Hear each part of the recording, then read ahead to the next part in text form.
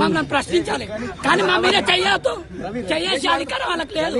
Friendly police అంటారు కదా, friendly Delhi police అయితే ఇట్లా పట్టుకోవాలి, ఇట్లా పట్టుకోవాలి. కానీ ఢిల్లీ పోలీస్ అంటే గుర్తు పెట్టుకోవాలి.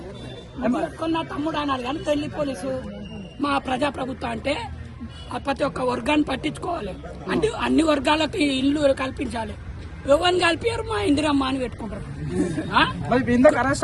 గృహలక్ష్మి బాయ్ ఇందిరమ్మ పెట్టుకుడు. ఎవరిని పెట్టుకుంటాడు? ఇందిరమ్మ ఎవరికి ఇచ్చాడు? మరి ఇందాక అరెస్ట్ అయిన వాళ్ళని చాలా మందిని కూడా ఆటోలో తీసుకెళ్ళిండు. ఏ రకంగా ఏం చెప్తా? అది రజాకార వ్యవస్థ కంటే అసూట్ ఉంది. మా బావ నిజం అన్న జర నయం గానీ వీళ్ళు ఇంకా నిరంకుశంగా పరిపాలించారు.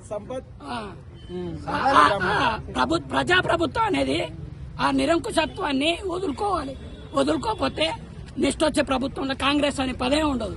మీరే వద్దంటే ఉద్యోగాలు చాలా బాబు అని మీరే అంటారు. మాకెందుకు అంటానా? మాకు గడ్డమై పిల్లలు లేరు, జాబు లేక వాడిస్తలేడు. మేమెందుకు అంటాం? వాళ్ళు తప్పించుకోనికే కాలం గడపనికే అట్లా ప్రకటిస్తున్నారు. అది మానుకోవాలి.